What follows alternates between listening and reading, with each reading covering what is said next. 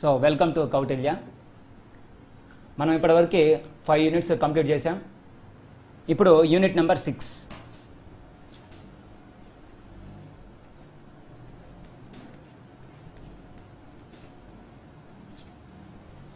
Unit number 6 ఏంటంటే ఇది articles.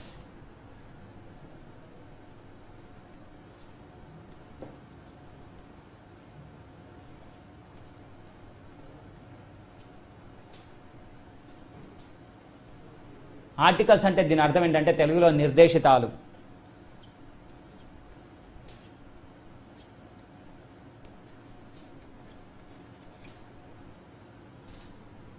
First point ఏంటంటే ఆర్టికల్స్ని మనం నౌన్స్ ముందు కానీ ప్రొనౌన్స్ ముందు కానీ రాసుకోవచ్చు. ముఖ్యంగా నౌన్స్ ముందు వీటిని ప్లేస్ చేస్తాం. అందుకే ఫస్ట్ పాయింట్ రాద్దాం.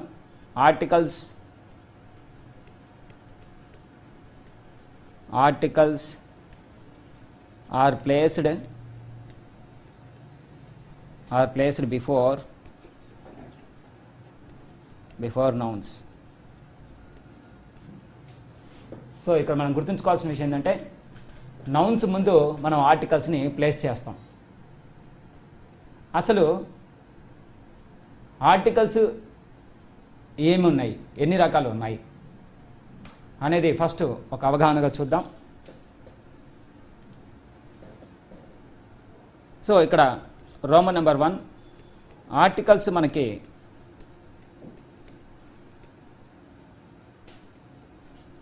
Two types. Articles two types.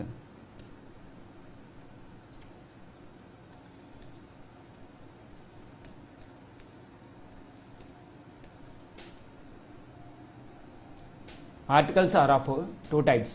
Articles రెండు రకాలు. అవేంటో చూద్దాం.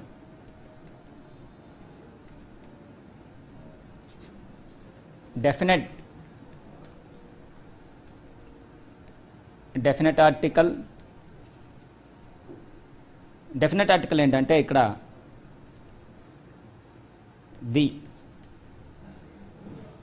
దీని మనం డెఫినెట్ ఆర్టికల్ అంటాం.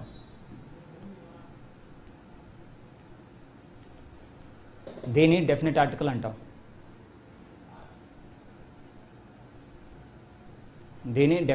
అంటాం. దీనికి మీనింగ్ ఏమొస్తుందంటే ఓన్లీ అని వస్తుంది. మీనింగ్ ది అంటే ఓన్లీ అని వస్తుంది. అంటే ఆ నౌన్కి ఏదో ఒక ప్రత్యేకత ఉన్నప్పుడు మాత్రమే, ఏదో ఒక రకంగా ఒక ప్రత్యేకత అనేది ఉండాలి. ఎందుకంటే ది అంటే మీనింగ్ ఓన్లీ అంటే మాత్రమే. కాబట్టి అక్కడ ఆ నౌన్కి ఏదో రకంగా ఏదో ఒక ప్రత్యేకత ఉన్నప్పుడు మాత్రమే ది అనే ఆర్టికల్ రాయాలి, లేకపోతే రాయకూడదు. ఇది డెఫినెట్ ఆర్టికల్. దీనికి తర్వాత మనకి బి. ఇది మనకి ఇండెఫినెట్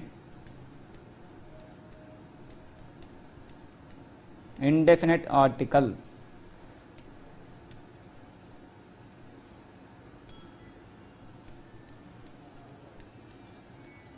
ఇండెఫినెట్ ఆర్టికల్ ఉంది. ఇక్కడ ఇండెఫినెట్ ఆర్టికల్స్ ఏమున్నాయంటే మనకి ఒకటి ఏ, ఇంకోటి యాన్. ఏ కానీ యాన్ కానీ ఈ రెండింటికి మీనింగ్ ఏంటంటే రెండు రకాల మీనింగ్స్ ఉన్నాయి. ఎనీ అని వస్తుంది, లేదంటే వన్ అని వస్తుంది. రెండు మీనింగ్స్ ఉన్నాయి. ఏ కానీ యాన్ కానీ అంటే రెండు మీనింగ్స్ ఉన్నాయి. ఎనీ అని కానీ వన్ అని కానీ వస్తుంది. రెండు మీనింగ్స్ ఉన్నాయి ఇక్కడ. సో ఇంట్రొడక్షన్లో ఇప్పుడు మనం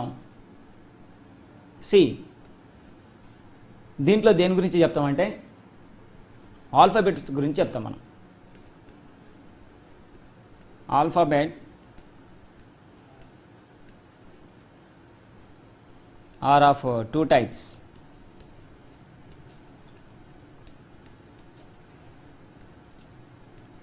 ఆల్ఫాబెట్స్ కూడా ఇక్కడ రెండు రకాలు. అవేంటో చూద్దాం. Alphabet are of two types.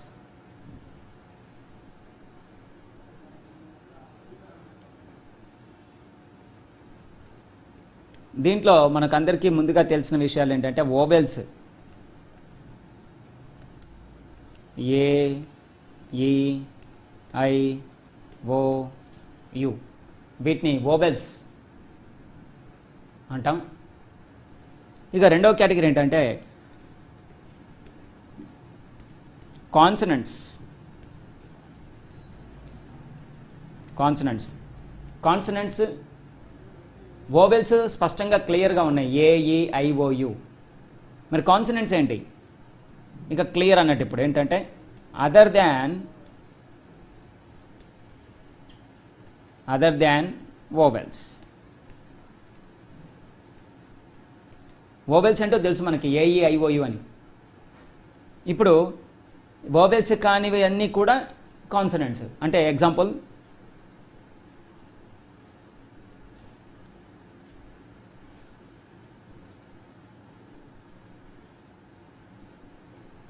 For example B, C, D, F, G, H, ఇట్లా ఏఈ ఐఓయు కానివి, ఏఈ ఐఓయు మాత్రమే వోవెల్స్. ఇవి కాకుండా వేరే ఏ లెటర్ వచ్చినా సరే అది కంపల్సరీ కాన్సనెంట్సే. ఈ తేడాని స్పష్టంగా గ్రహించాలి మనం.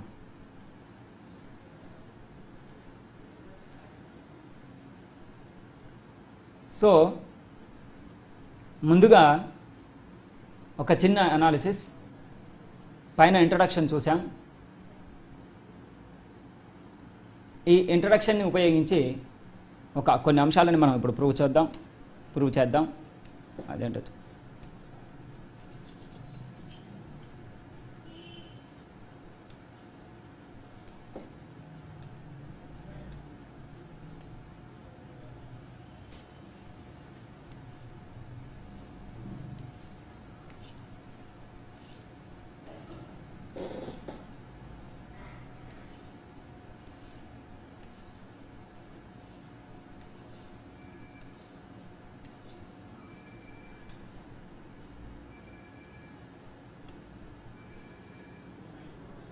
సో మనం పరిచయం చేశాం. ఇక్కడ మొదటగా ఆర్టికల్స్ని ఏ ప్రాంతాల్లో ఉపయోగించాలి, ఆర్టికల్స్ ఎన్ని రకాలు, ఆ తర్వాత ఆల్ఫాబెట్ ఎన్ని రకాలు చూపించాం మనం. ప్రస్తుతం మనం దేని గురించి చెప్పుకుంటామంటే రోమన్ నెంబర్ 2 ఈ ప్లేస్లో రోమన్ నెంబర్ 2 ఇక్కడ మనం చెప్పేది దేని గురించి అంటే ఏ ఆర్ యాన్. వీటికి సంబంధించిన అంశాలని ఒకసారి చూద్దాం. ఏ ఎక్కడ అప్లై చేయాలి? ఏ ఎక్కడ వస్తుందంటే ఏ నౌన్కి అయితే మనం ముందే చెప్పాం నౌన్స్ ముందు వస్తుంది అని. ఏ నౌన్లోని మొదటి అక్షరం కనుక కాన్సనెంట్ సౌండ్ అవుతుందో దాని ముందు ఏ రాయాలనేది గ్రామర్ ప్రిన్సిపల్. అదే ప్రిన్సిపల్ రాద్దాం.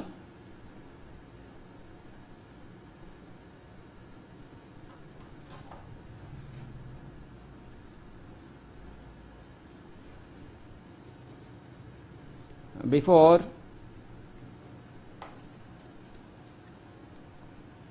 the consonant sound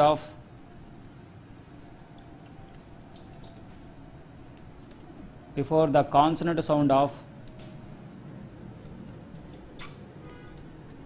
the first letter of noun,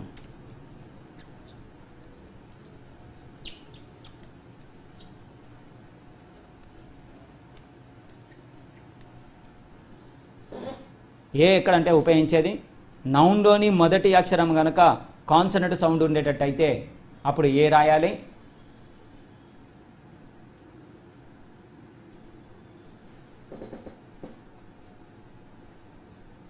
మరి యాన్ ఎప్పుడు రాయాలి? ఇప్పుడు చెప్పాం ఏ ఎక్కడ రాయాలనేది. An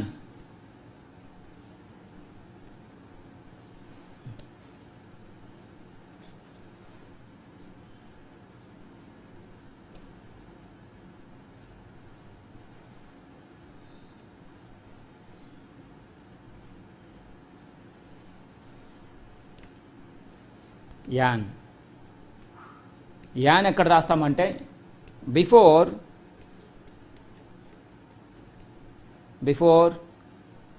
the vowel sound of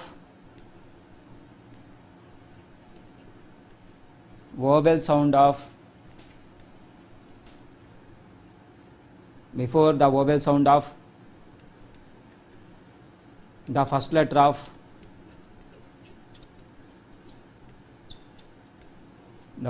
of noun.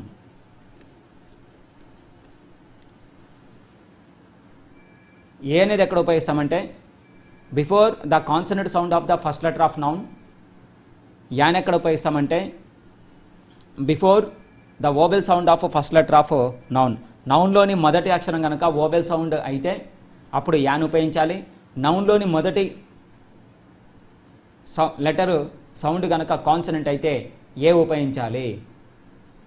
ఈ అంశాన్ని గుర్తుపెట్టుకోవాలి. మనం చాలా క్లియర్గా ఎనాలిసిస్ ఇవ్వడం జరుగుతుంది, జాగ్రత్తగా అబ్జర్వ్ చేయండి. అయితే ఇక్కడ మనం గ్రహించాల్సిన విషయం ఏంటంటే సౌండ్ అని చెప్పాము, మనం లెటర్ అని చెప్పలేదు. దీనికోసం ఇక్కడ మనం ఒక ప్రూఫ్గా కొన్ని అంశాలను పరిశీలిద్దాం. ఏ ఎక్కడెక్కడ రాస్తామని చెప్పాం కదా, వాటిని పరిశీలిద్దాం ఒకసారి. ఏ mat, A cat, A dog, a pen.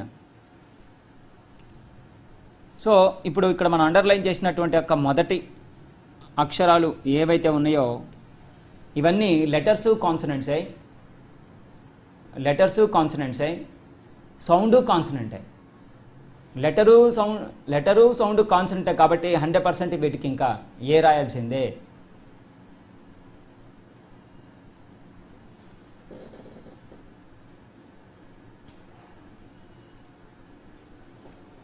అయితే కొన్ని అంశాలు ఉన్నాయి.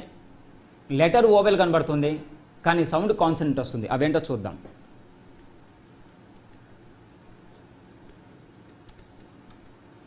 ఏ unit, A union, a uniform,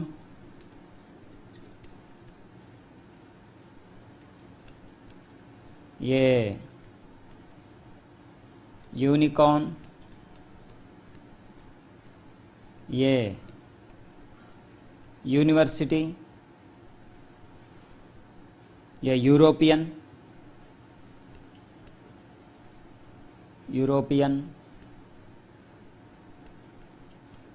A university,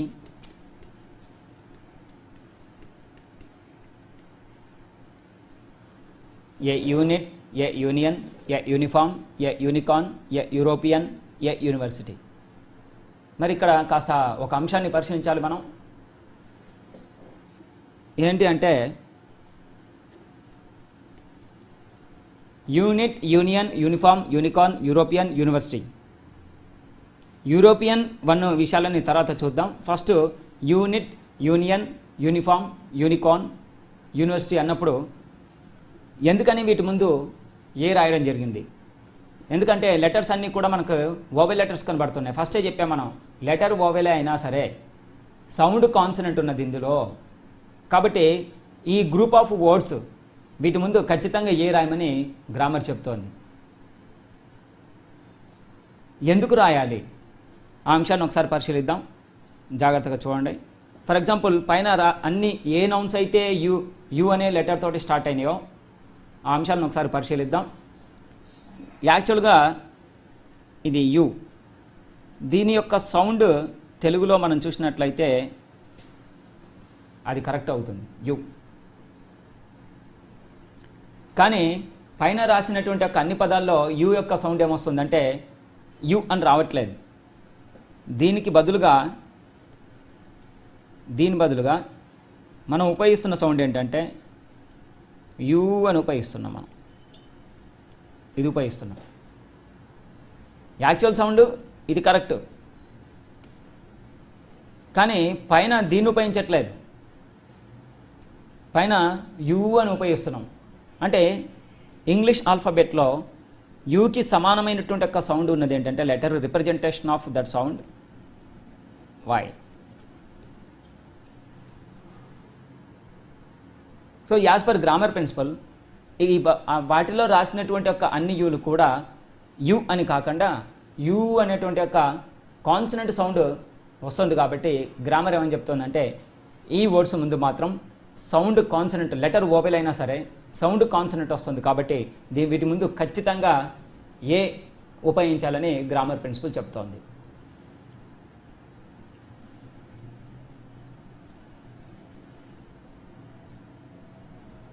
మరి వన్ ఎందుకు, దీని గురించి ఒకసారి ఆలోచిద్దాం.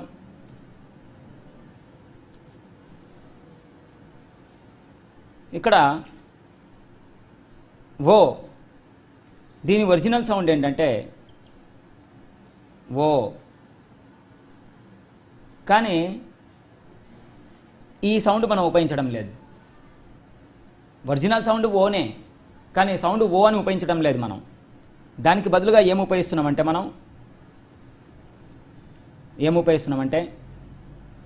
వా అనే సౌండ్ ఉపయోగిస్తున్నాం.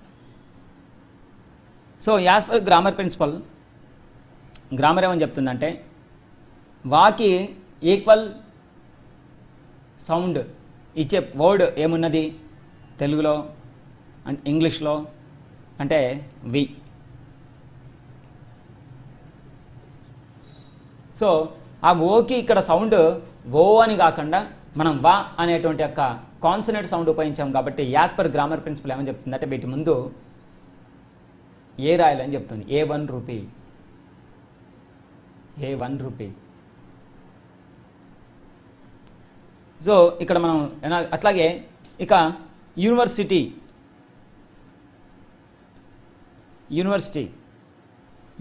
అన్నప్పుడు కూడా ఇదే ప్రిన్సిపల్ అప్లై అవుతుంది.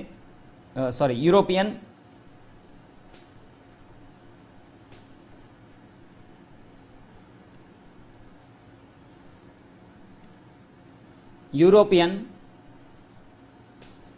ఇక్కడ మనం రాసినటువంటి ఈ అనే లెటర్ ఏదైతే ఉందో యూరోపియన్లో, దానికి అసలు సౌండ్ లేదు. యూరోపియన్ అని చదవం మనం, యూరోపియన్ అని చదువుతాం. లెటరు కాన్సనెంట్ లెటర్తో స్టార్ట్ అయినప్పటికి కూడా అది సైలెంట్ లెటర్ అవుతుంది. సైలెంట్ లెటర్ అన్నప్పుడు దానికి ప్రొనౌన్సియేషన్ లేదు. ఆ ప్రొనౌన్సియేషన్ ఎక్కడ స్టార్ట్ అవుతుందంటే second letter, that is already in vowel letter but sound belongs to consonant. మొదటగా రాసినటువంటి యొక్క ఈ అనే లెటర్కి సౌండ్ లేదు. రెండవసారి రాసినటువంటి రెండవ లెటరు ఏదైతే ఉందో అది సౌండ్ కాన్సనెంట్, లెటర్ ఓవెలే, సౌండ్ కాన్సనెంట్. కాబట్టి మనం as per grammar principle a అనేది రాస్తున్నాం. మనం అంశాన్ని జాగ్రత్తగా అబ్జర్వ్ చేయాలి.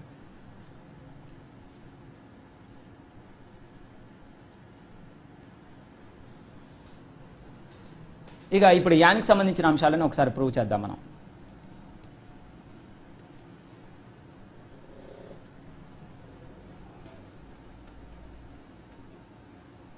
An elephant,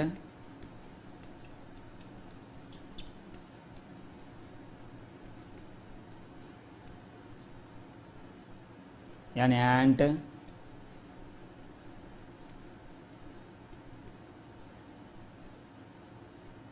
an umbrella,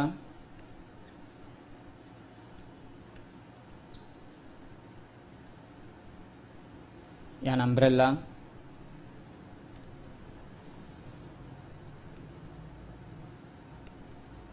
an ox, an ant, an umbrella, an ox, an ink bottle,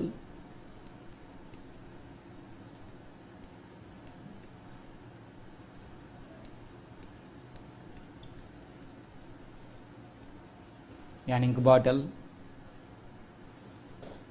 వీటిలోని మొదటి అక్షరాలన్నీ కూడా ink bottle, ox, umbrella, ant, ఆక్,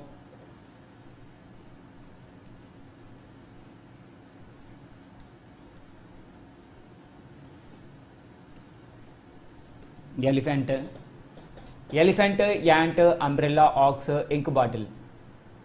ఈ నౌన్స్లోని అన్ని మొదటి అక్షరాలు లెటరు ఓవెలై, సౌండు ఓవెలై. కాబట్టి వీటి ముందు ఖచ్చితంగా మనం యాన్ని తీసుకుంటాం, యాన్ని మాత్రమే రాయాలి.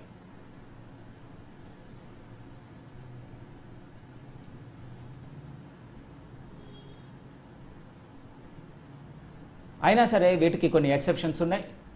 ఎందుకంటే ఇక్కడ రెండు అంశాలు సాటిస్ఫైనాయి కాబట్టి యాన్ రాయడంలో ఎటువంటి అభ్యంతరం లేదు, కన్ఫ్యూజన్ అనేది లేదు. మరి ఇప్పుడు చూడండి,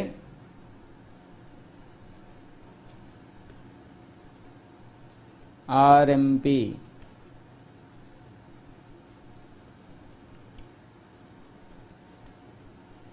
RMP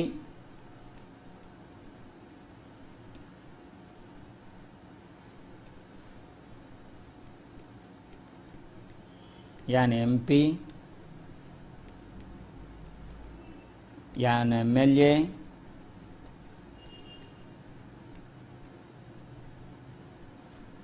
an RMP, an MP, an MLA, RMP, MP, MLA, MBA,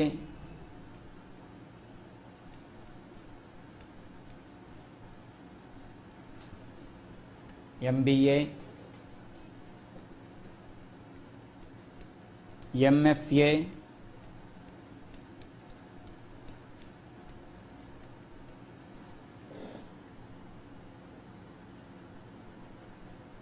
MP, MLA, MBA, MFA, MCA,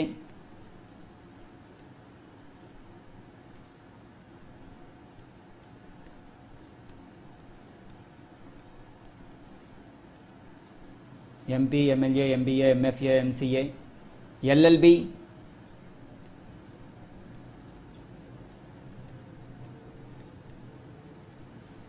LLB,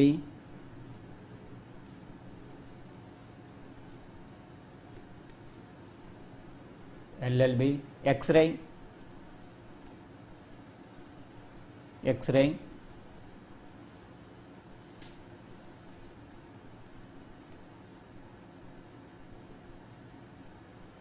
ఈ వర్డ్స్. ఇవి కాక ఇంకొన్ని అంశాలు ఉన్నాయి, వాటిని కూడా జాగ్రత్తగా పరిశీలిద్దాం.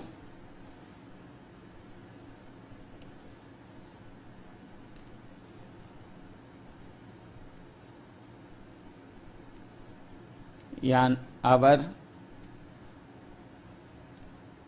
An heir, an heiress, heiress,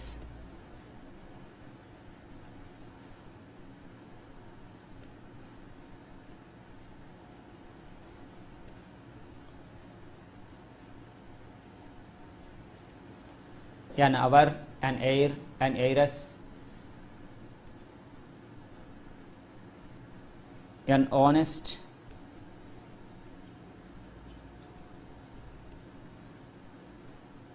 an honest, an honorable,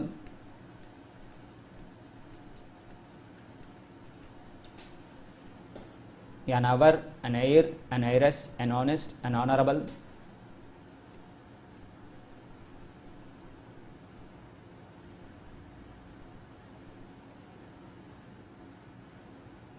so hour, honest, honourable, heir, heiress. ఇందులో అవర్, ఆనెస్ట్, ఆనరబుల్ అందరికీ తెలుసు. ఎయిర్, ఎయిరస్. ఎయిర్ అంటే వారసుడు, ఎయిరస్ అంటే వారసురాలు అని అర్థం. మరి పైన చూసినటువంటి అన్ని అక్షరాలు MP, MLA, MBA, MFA, MCA, X-ray, RMP, LLB అన్నప్పుడు యాన్ ఎందుకు రాశామంటే వాటిలోని మొదటి అక్షరం కాన్సనెంటే, సందేహం లేదు. కానీ సౌండ్ వోవెల్, సౌండ్ వోవెల్ కాబట్టి వాటి ముందు యాన్ రాయమని గ్రామర్ చెప్తోంది. మరి ఈ రెండో కేటగిరీ మనం బ్లూ కలర్లో రాసాం ఇప్పుడు కొన్ని నౌన్స్ని. Hour, heir, heiress, honest, honourable. మరి వీటి ముందు ఎందుకు యాన్ ఉపయోగించాలి? అన్ని లెటర్స్ కాన్సనెంట్స్తో స్టార్ట్ అయినాయి, మరి ఎందుకు రాస్తున్నాం? లెటరు మొదటి అక్షరం కాన్సనెంట్ లెటరు కాన్సనెంట్ సౌండ్ అయితే ఏ రాయాలని చెప్పాం. కానీ లెటరు కాన్సనెంట్ కనిపిస్తోంది, కానీ వీటిలోని మొదటి అక్షరాలన్నీ మనం స్పష్టంగా గ్రహించాల్సిన విషయం ఏంటంటే ఇవన్నీ కూడా వీటిని సైలెంట్ లెటర్స్ అంటాం. అంటే వీటికి సౌండ్ అనేది లేదు. ఇప్పుడు మనం ఏవైతే రెడ్ మార్క్తో అండర్లైన్ చేసామో ఆ లెటర్స్కి సౌండ్ లేదు, అంటే ప్రొనౌన్సియేషన్ లేదు. ఆ ప్రొనౌన్సియేషన్ ఎక్కడ స్టార్ట్ అవుతుందంటే వాటిలోని రెండో లెటర్ నుంచి స్టార్ట్ అవుతుంది. For example hour, and our our అన్నప్పుడు హెచ్ అనేది సౌండ్ హా అని రావాలి, కానీ సౌండ్ ఇక్కడ హెచ్ఓయుఆర్లో ఏమొస్తుందంటే అవర్ అని వస్తుంది. అంటే ఆ అనే సౌండ్ ఆ రెండో లెటర్ ఓ కా నుంచి స్టార్ట్ అవుతుంది. కాబట్టి దానికి మనం ఎట్టి పరిస్థితుల్లో కూడా హెచ్ని ట్రీట్ చేయొద్దు, సౌండ్ ఉన్న లెటర్గా ట్రీట్ చేయొద్దు. అవర్. తర్వాత ఎయిర్. హెయిర్ అన్నట్లు మనం హెయిర్ అంటే వేరే సౌండ్, వేరే మీనింగ్ వస్తుంది. ఇక్కడ హెచ్ఏఐఆర్, హెయిర్, అది జుట్టు అని వస్తుంది. ఎయిర్, ఏఐఆర్, ఎయిర్ అని గాలి అని అర్థం ఉంది, కానీ మనం స్పెల్లింగ్ వేరే విధంగా రాస్తున్నాం. వారసుడు అని అర్థం ఇక్కడ. ఎయిర్, ఎయిరస్, వారసురాలు. కాబట్టి వీటిలోని మనం రెడ్ లైన్ తోటి అండర్లైన్ చేసినటువంటి ఆ మొదటి అక్షరాలన్నీ కూడా సైలెంట్ లెటర్స్, వాటికి సౌండ్ లేదు. ఆ సౌండ్ రెండవ లెటర్ నుంచి స్టార్ట్ అవుతుంది. Honest, honourable. హానెస్ట్ అనటం తప్పు, గుర్తుపెట్టుకోండి. ఆనెస్ట్. దీని మొత్తానికి ఏం రావాలంటే సౌండ్ ఆనెస్ట్.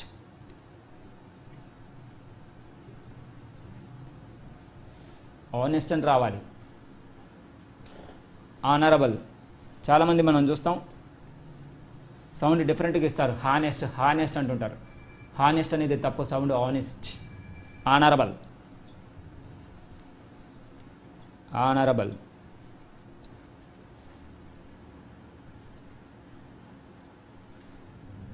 కాబట్టి మనం గ్రహించాల్సిన విషయం ఏంటంటే వీటిలోని మొదటి అక్షరం ఏదైతే ఉందో ఇవన్నీ కూడా ఖచ్చితంగా consonant, letter consonant, sound consonant, అసలు సైలెంట్ లెటర్, వాటికి ప్రొనౌన్సియేషన్ ఏం లేదు. ఆ రెండో లెటర్ ఓవెల్ లెటర్ ఉంది, సౌండ్ ఓవెలే, లెటర్ ఓవెలే. కాబట్టి బై డిఫాల్ట్ మనం యాన్ రాయాల్సిందే, ఇంకా వేరేది లేదు ఇక్కడ.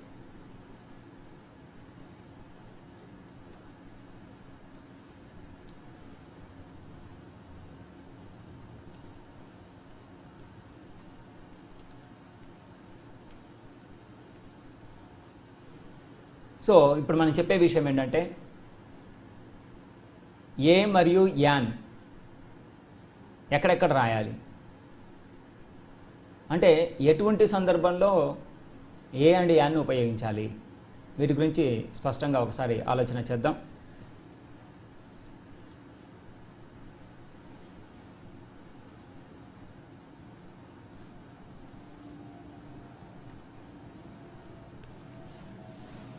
ముందే చెప్పాం ఏకి యాన్కి వచ్చే మీనింగ్ ఏంటనేది, అదొకసారి మరోసారి చూద్దాం మనం.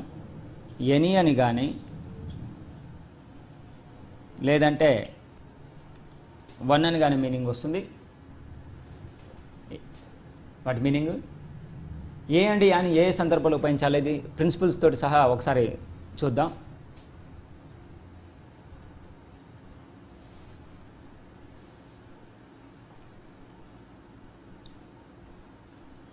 In case of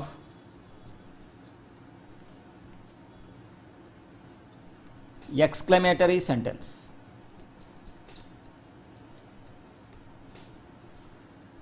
ఎక్స్క్లమేటరీ అంటే అందరికీ తెలుసు.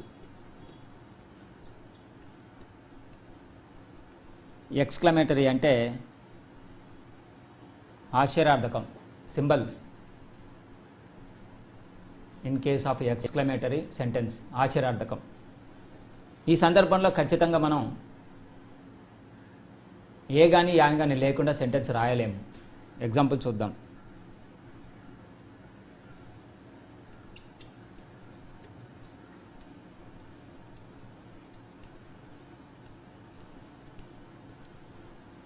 What an idea.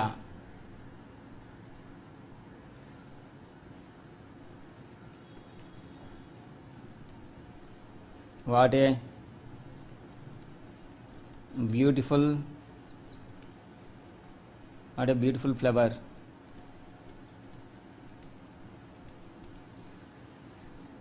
సో మనం ఎప్పుడైతే సెంటెన్స్ చివరిలో ఈ ఎక్స్క్లమేటరీ సింబల్ ఆశ్చర్యార్థకమైన గుర్తును ఉపయోగిస్తామో ఏ కానీ యాన్ కానీ మనం ఖచ్చితంగా రాయాల్సి ఉంటుంది. లేకపోతే అది ఎక్స్క్లమేషన్ అంటే ఆశ్చర్యార్థకాన్ని వ్యక్తీకరించదు. ఇది first point. In case of exclamatory sentence we apply a or an. Second principle, in the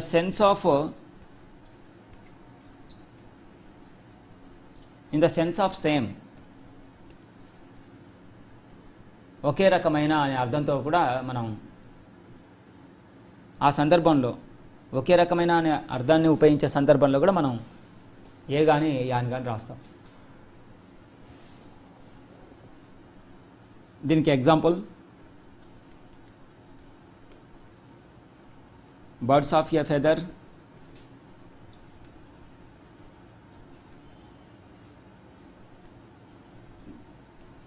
flock together.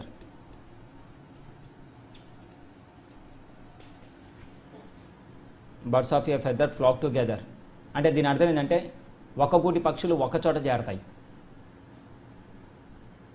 ఒక్కగూటి పక్షులు ఒక్కచోట చేరతాయి. సో మనం గ్రహించాల్సిన విషయం ఏంటంటే ఇక్కడ ఒకే రకమైన అనే మీనింగ్ ఉన్నది కాబట్టి ఏ కానీ యాన్ కానీ అప్లై చేయాల్సి ఉంటుంది మనం. ఇంకా మూడో అంశం,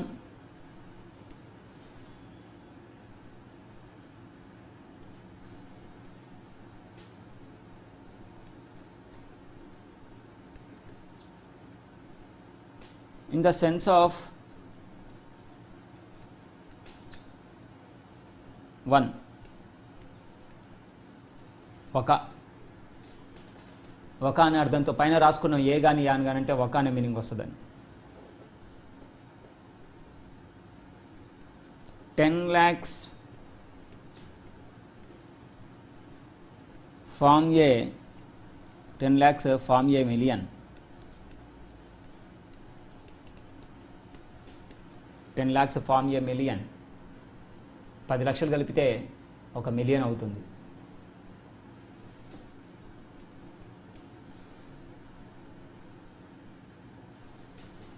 $10 lakhs form a million.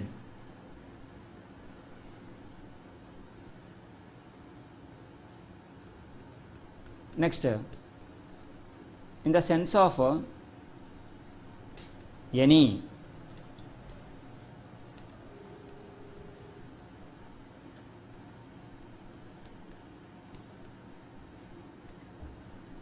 in the sense of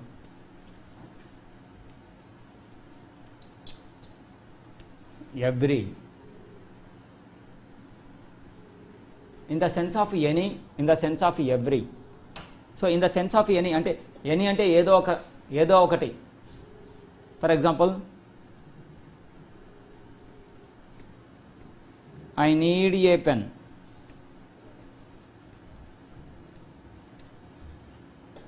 I need a pen అంటే ఇక్కడ ఏకి అర్థం ఏంటంటే ఏదో ఒక పెన్. ఏదో ఒక అనే సందర్భంలో కూడా మనం ఖచ్చితంగా ఏని ఉపయోగిస్తాం, ఏ కానీ యాన్ కానీ. ఈ సందర్భంలో మనం గ్రహించాల్సిన విషయం ఏంటంటే ఎనీ అనే అర్థం ఉపయోగించినప్పుడు I need a pen, pen A colour A company అని అడిగే పద్ధతి లేదు. ఏదో ఒక పెన్ అంటే పెన్ యొక్క కలర్ కానీ కంపెనీ కానీ దాని సైజు కానీ మనకు అవసరం లేదు, కావలసినది పెన్ను మాత్రమే, ఎనీ. కాబట్టి ఈ కాంటెక్స్ట్లో మనం ఖచ్చితంగా ఏ అనేటువంటి ఒక ఆర్టికల్ని తీసుకుంటాం, ఏ కానీ యాన్ కానీ, ఎందుకంటే సెన్స్ మనకి ఎనీ అని వస్తుంది కాబట్టి. Next principal number, in the sense of every, ప్రతిసారి, ఎవ్రీ అంటే ప్రతిసారి, ప్రతి ఒక్కసారి అనే అర్థం. ఈ కాంటెక్స్లో కూడా మనం ఏ కానీ యాన్ కానీ అప్లై చేయాల్సి ఉంటుంది. In the sense of every,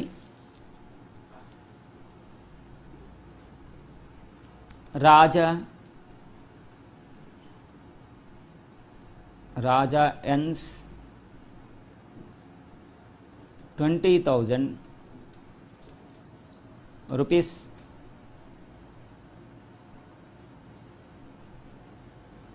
for a month.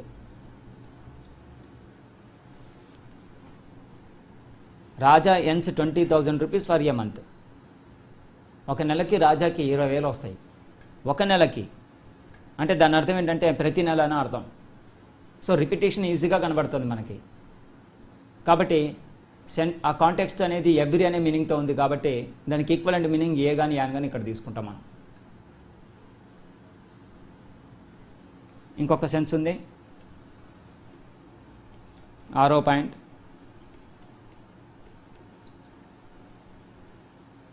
the sense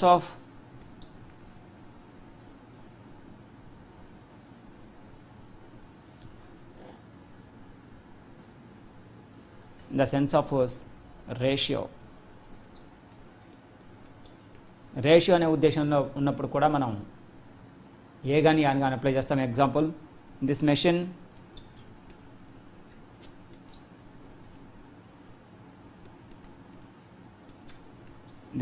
purifies 20 liters of water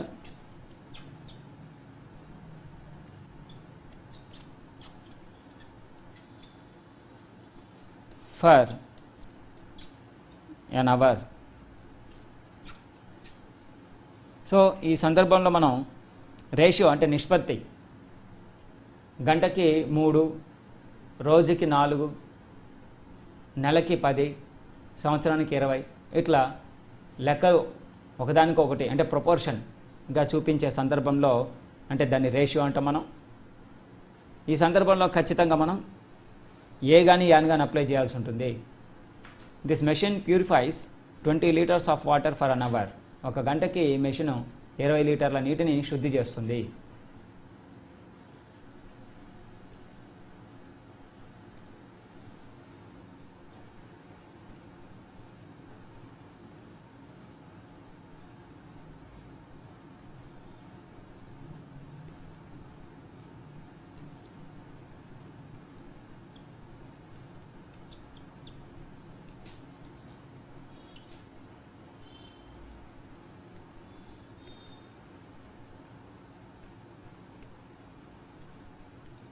when the verb is used as a noun.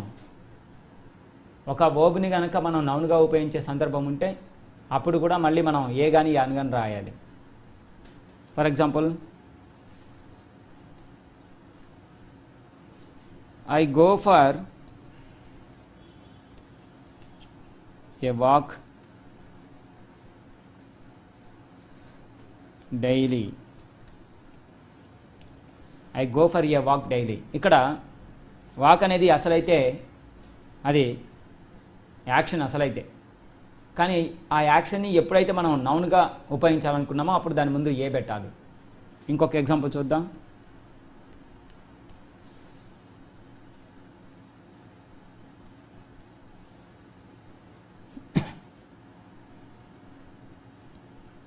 Have a look in this matter.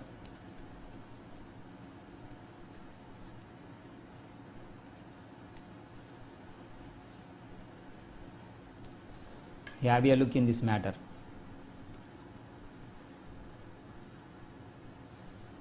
చూసారా, ఈ రెండు సందర్భాల్లోనూ మనం walk look ముందు ఏ రాసాం. ఎందుకంటే ఇక్కడ మనం రాసినటువంటి యొక్క వర్బ్స్ని నౌన్స్గా ఉపయోగించాం కాబట్టి వీటి ముందు ఏ రాసాం.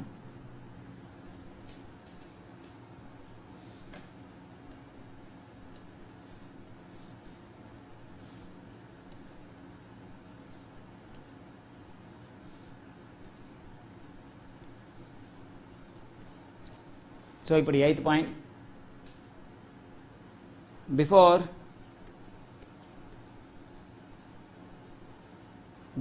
అన్స్పెసిఫైడ్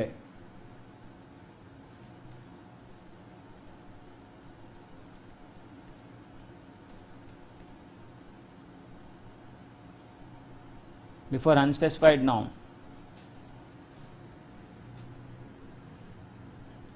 ఏదైనా ఒక నౌన్ని స్పెసిఫిక్గా చెప్పకపోతే అప్పుడు హెసిటేషన్, సంశయం, ఏదో ఒకటి అన్న మీనింగ్ ఉంటుంది. కాబట్టి ఆ కాంటెక్స్లో ఖచ్చితంగా మనం ఏ కానీ యాన్ కానీ రాస్తాం. అన్స్పెసిఫైడ్ నౌన్ అనే కంటే ఇక్కడ మనం పనిచేద్దాం, ప్రొఫెషన్ అందాం.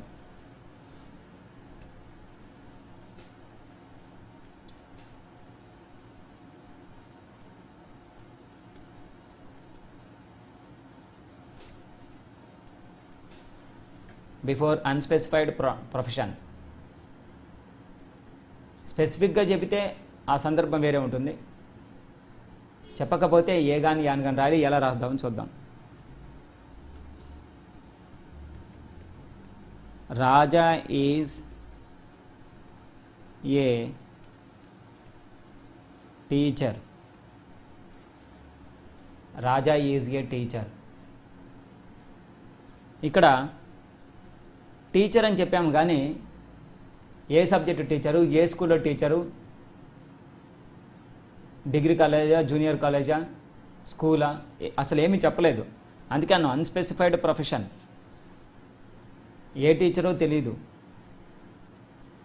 ఏ సబ్జెక్ట్ చెప్పేది తెలియదు, ఏ స్కూల్లో చెప్పేది తెలియదు, ఏ విధంగా కూడా అక్కడ ఒక ప్రత్యేకత అనేది లేదు. చాలామంది టీచర్లు ఉన్నారు, అందులో రాజా కూడా ఒకడు. మగవాళ్ళని కూడా టీచర్ అనొచ్చు, తప్పలేదు. టీచింగ్ చేసేవాళ్ళంతా టీచర్సే. డాక్టరు, యాక్టరు, లాయరు, టీచరు, ఆడవాళ్ళు ఉండొచ్చు, మగవాళ్ళు ఉండొచ్చు. వీటికి ఒక అనే అర్థంతో మనం ఏ అనేది ఉపయోగిస్తున్నాం, అన్స్పెసిఫైడ్ అన్నట్టు. ఇప్పుడు ఒకవేళ దీన్ని అన్స్పెసిఫైడ్ ప్రొఫెషన్ అని చెప్పాం మనం. For example, Raja is the teacher of Kautilya.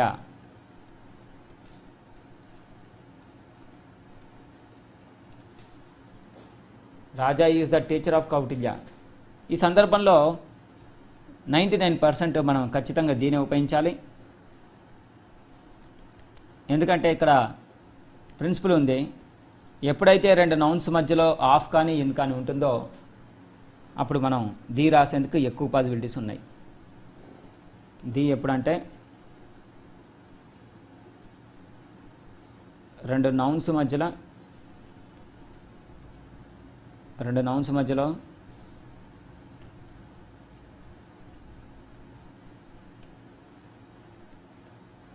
ఎన్ కానీ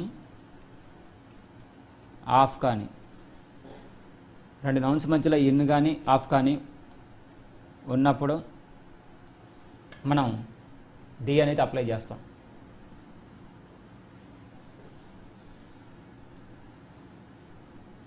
ఎందుకంటే దానికి ప్రత్యేకత వస్తుంది. ఈ పై సందర్భం చూద్దాం ఒకసారి. రాజా ఈజ్ ఏ టీచర్. చాలామంది టీచర్స్ ఉన్నారు, అందులో రాజా కూడా ఒక. కాబట్టి మనం ఇక్కడ ఏ అనేది అప్లై చేసాం. Raja is the teacher of Kautilya. Kautilya అనేటువంటి ఒక స్కూల్లోనో లేకపోతే కాలేజీలోనో రాజా పనిచేస్తున్నాడు. కౌటిల్యలో పనిచేస్తున్నాడంటే ఇంకో చోట పనిచేస్తున్నాడని కాదు కదా అర్థం.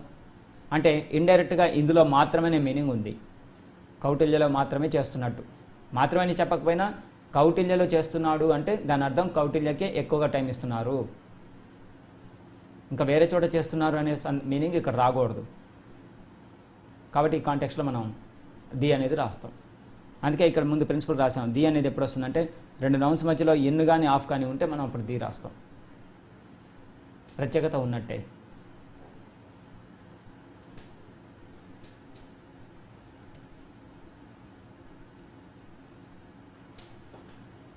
రెండు నౌన్స్ మధ్య ఎన్ కానీ ఆఫ్ కానీ ఉన్నప్పుడు ది రాస్తాం మనం. ఆ విషయాన్ని గుర్తించాలి, ప్రత్యేకత ఉంది కాబట్టి.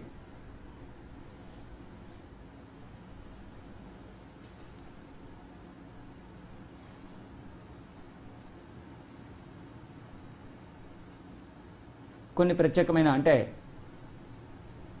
General illness, in case of general illness, ఈ పాయింట్ ఎన్నోదో చూసి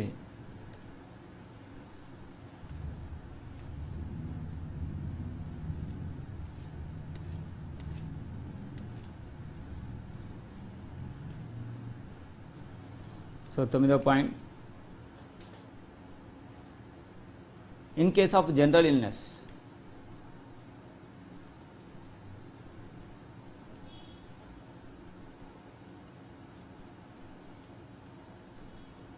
in case of general illness,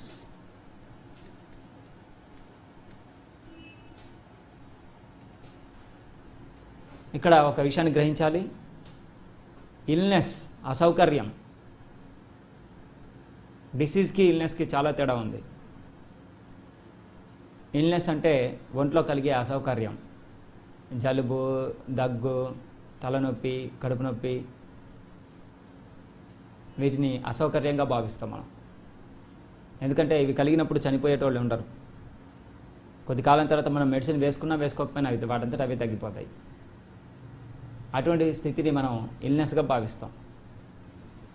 disease అంటే డిఫరెన్స్, మనకు ఖచ్చితంగా డ్యామేజ్ అనేది జరుగుతుంది.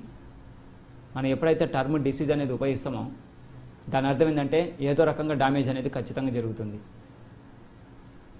అయితేనే డిసీజ్ అనాలి అంటాం. డబ్బు పరంగా కానీ ఆరోగ్యపరంగా కానీ డ్యామేజ్ జరిగేటువంటి వాటిని మనం డిసీజ్గా భావిస్తాం. ఇల్నెస్ అంటే అసౌకర్యం అని అర్థం, రోగం అనే కాదు.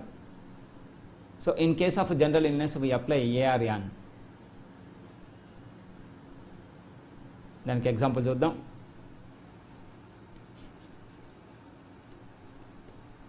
రాణి is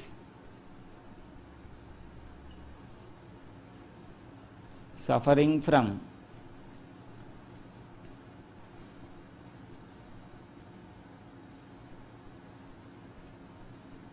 Rani is suffering from a Rani is suffering from a headache. Rani is suffering from a headache. Sita suffered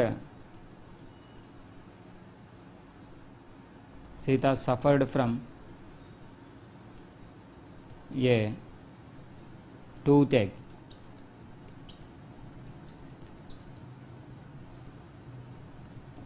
Lakshmi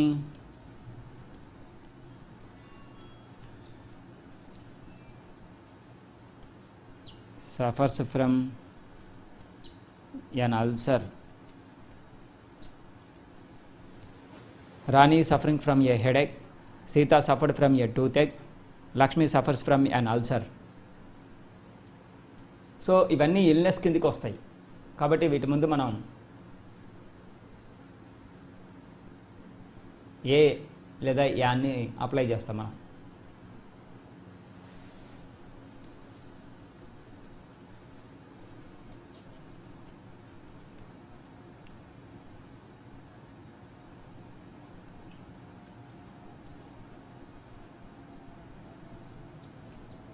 Raja has suffered from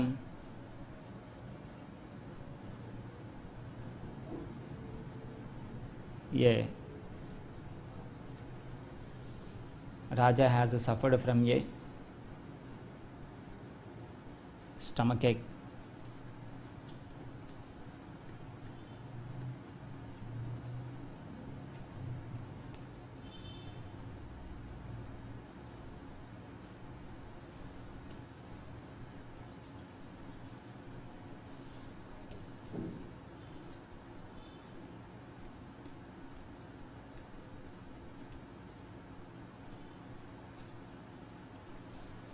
ఈ విధంగా మనం ముందే చెప్పిన ప్రిన్సిపల్ ప్రకారం ఇక్కడ హెడేక్, టూతేక్, అల్సర్, స్టమక్ ఏక్ ఇవి ప్రమాదకరమైన అంశాలు కాదు. ఏ విధంగా డ్యామేజ్ జరిగే అవకాశం ఉండదు. కాబట్టి ఈ కాంటెక్స్ట్లో వీటి ముందు ఏ కానీ యాన్ కానీ రాయొచ్చు. యాన్ అల్సర్ అని కూడా రాసాము మనం. అంశాన్ని బాగా గుర్తుంచుకోవాలి.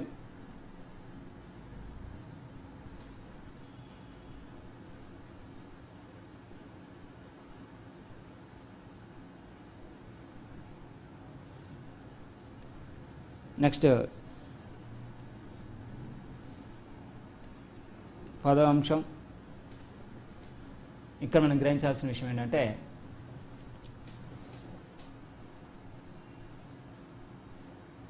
మొత్తం 9 అంశాలు చెప్పాము ఇప్పటివరకు.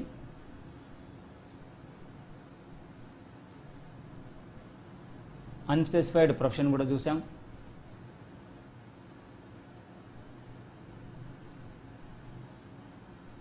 వైల్ రిప్రజెంటింగ్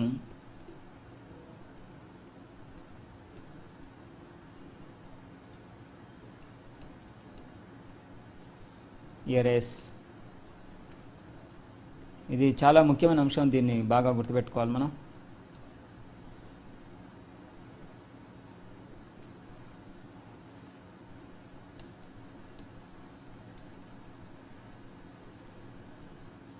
వైల్ రిప్రజెంటింగ్ ఏ రేస్, ఒక జాతి లక్షణాన్ని సూచించేటప్పుడు సందర్భంలో కూడా మనం ఏ కానీ యాన్ కానీ అప్లై చేస్తాం. జాతి లక్షణం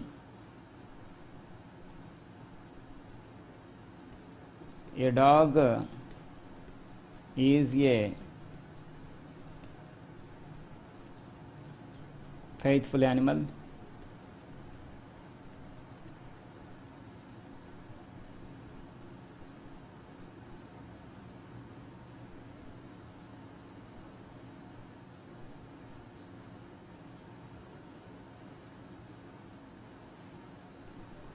A cow is a holy animal.